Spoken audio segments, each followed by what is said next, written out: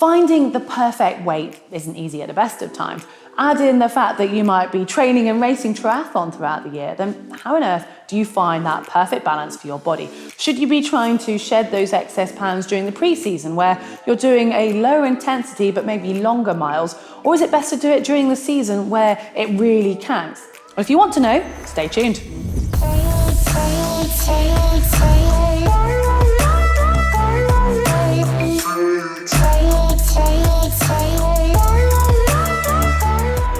I guess first you need to work out why you're losing weight, and then you need to think about how much it is that you actually want to lose. If it is more than a few kilos, then you're going to need a longer period of time than, say, race season could give you. That's just not going to cut it. And then you want to think about the sports, and is it for the run that you're losing weight, or maybe you've got a hilly bike course coming up in an event. If, say, you're someone that's carrying quite a lot of weight, you might find that running is a bit too much impact on your body to do too much of it, and you might need to then add in another sport to just help increase the calorie output. Having a clear goal of why and how much will really help to keep you motivated and focused when it gets tough.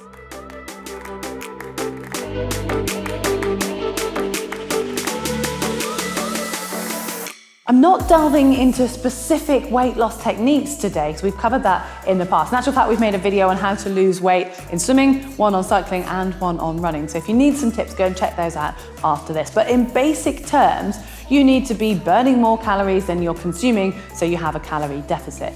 That does sometimes come a little bit tricky though when you've got a set training plan, which you obviously need to make sure you've got enough energy in order to be able to complete it. This period of training does tend to be more aerobic, lighter intensity sort of work, and you'll find you'll have a lot of sessions in zone 1 and 2, and these are naturally going to be in more of a fat burning zone. But you do need to know this doesn't just mean you're going to suddenly be losing excess fat and the weight's going to be dropping off you. It just means that your body is going to be utilizing those fat stores it already has as fuel and not needing excess carbohydrate to be taken on. So if you do have a session, you're not going to need to top up the carbohydrate levels so much, which might then mean you're able to reduce your total caloric intake throughout the day.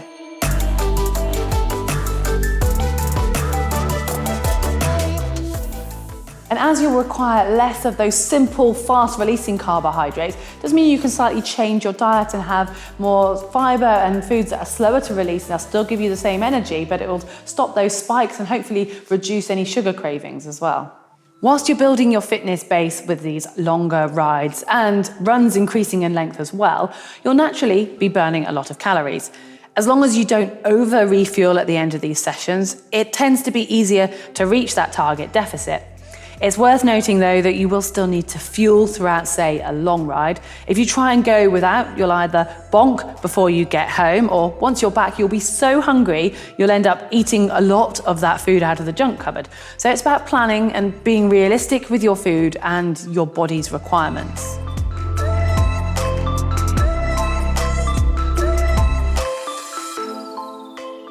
I know the length of pre-season does vary from athlete to athlete, but on the whole, it tends to be a longer period of time than race season, and it comes with more structure.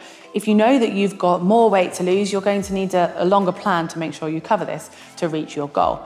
And it does tend to go hand in hand with the winter months for the majority of us, and that can quite often be dark and a little bit cold. So it's quite easy to just find yourself feeling a little bit flat, especially when you're trying to lose weight. But bear in mind that it's much easier to be able to grind out those sort of lower intensity sessions and tick them off than it is to get yourself up for a high intensity speed workout if you are slightly trying to cut that calorific deficit. So try to just keep a picture on the bigger goal. I'm aware it sounds like I am selling pre-season weight loss. Well, yes, it's got a lot of positives, but it also comes with some challenges. Like I mentioned, if it is the winter months for you, if you're racing in the summer, then it's easy to feel a little bit flat. If you live in the Northern Hemisphere, then you're going to have the holiday season falling in the middle of it, which doesn't really do any of us any favors if you're trying to lose weight. And another thing with pre-season, irrelevant of where you live, the competition season can often seem a really long way away, and it's hard to kind of hold yourself accountable. And if that's you and you've got a big goal of weight loss, then try to set yourself some mini bite-sized goals to keep you focused along the way.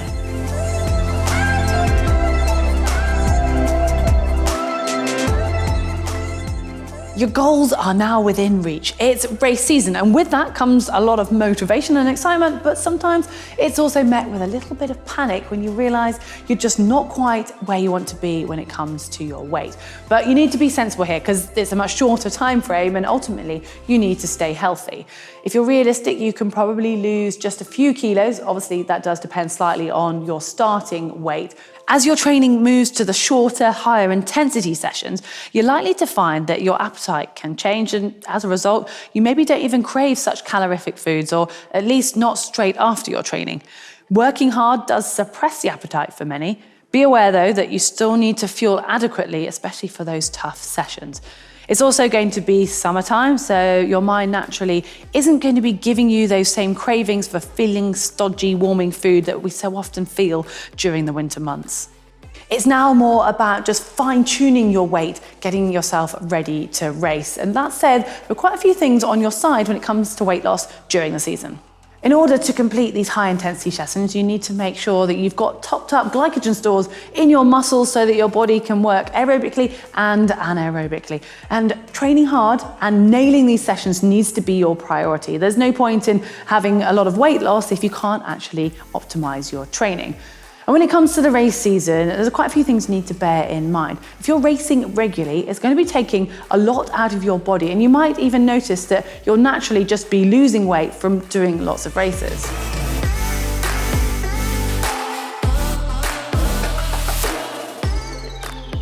And with that in mind, be aware of when your A race is and what physical shape you want to be in when you get there.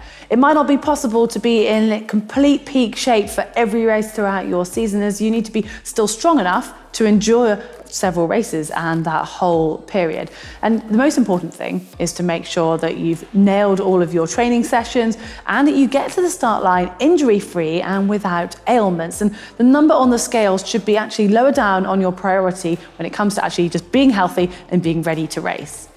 And this brings us back to your goals. Are you trying to lose weight for your health, or are you trying to find the absolute exact race weight? Now, as an athlete, I had several friends who were training who had to actually go on a calorie deficit during their pre-season training, whereas I personally found that I just dropped off a few of those extra pounds throughout the season just from racing, and summer naturally just reduced my appetite. But you need to remember the focus of staying healthy. It might be one thing getting a brilliant, dropping your weight and improving your watts per kilo, but if you keep picking up niggles and colds, then it's going to defeat the object. So you're going to have to work out where the best place is for you and what your goals are. Well, good luck with that. If you've enjoyed this, do give us a like. Follow us as well on our social media channels, and you can also subscribe here on YouTube.